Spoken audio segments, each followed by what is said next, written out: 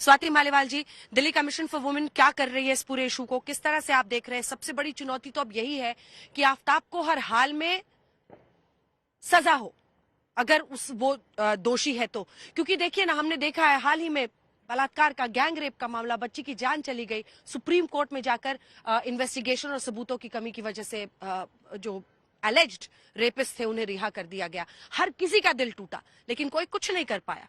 अब ये अपने आप में जिसको कहते हैं इंसाफ के साथ बहुत बड़ी नाइंसाफी हो गई। इस मामले में अब सबकी उम्मीद यही है कि हर हाल में अगर दोषी है तो सजा मिले, और इसके लिए सबूत और इन्वेस्टिगेशन सही हो, ये जरूरी है। जी बिल्कुल, मैं मानती हूँ अंजना जी। सबसे पहले तो ये कहना चाहूंगी कि 7 साल हो गए मेरे को दिल्ली महिला आयोग में।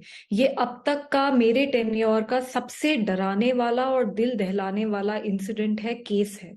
बहुत ही ज्यादा शॉकिंग मैटर है कि एक लड़की को दिल्ली देश की राजधानी में मर्डर कर दिया जाता है, उसके 36 टुकड़े कर दिए जाते हैं, उसको जंगल में जाके हर रात वो आदमी 2 बजे जाके उसको फेंक कर आ जाता है और किसी को कुछ पता नहीं चलता। मैंने दिल्ली पुलिस को नोटिस इशू किया है क्योंकि मैं चाहती हूं कि इस मामले में बहुत ही कड़ी कार्यवाही हो और बहुत अच्छी इन्वेस्टिगेशन हो। कोई लूप होल बचने की कोई गुंजाइश ना हो, जिसकी वजह से इस आदमी को हर हाल में सजाए मौत दी जाए।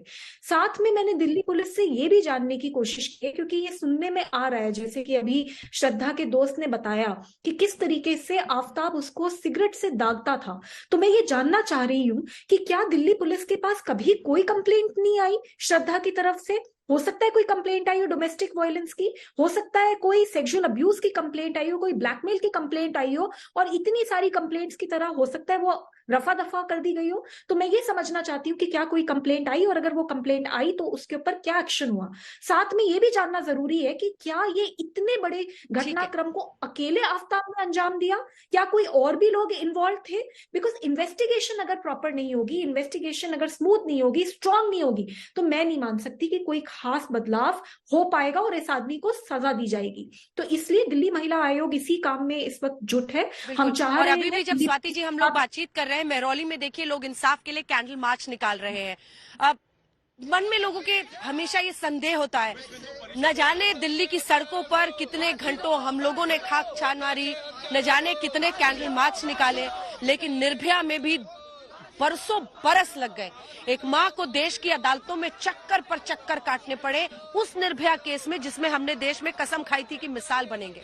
इसीलिए आज लोगों के मन में यही सवाल आता है, आप किसी गली चौराहे चौक दफ्तर पहुंच जाइए, लोग यही चर्चा करें इंसाफ मिलेगा या नहीं, सबूत काफी होंगे या नहीं। और इसीलिए जब न्याय व्यवस्था आपको न्याय के लिए ही दशकों तक इंतजार कराए, तो लोगों में एक ऐसी भावना आती है कि हम आखिर इस देश की अदालतों की तरफ जब इंसाफ के लिए आस के साथ देखते हैं, पुलिस की तरफ देखते हैं, तो फिर इंसाफ आने में इतनी देरी क्यों लगती है।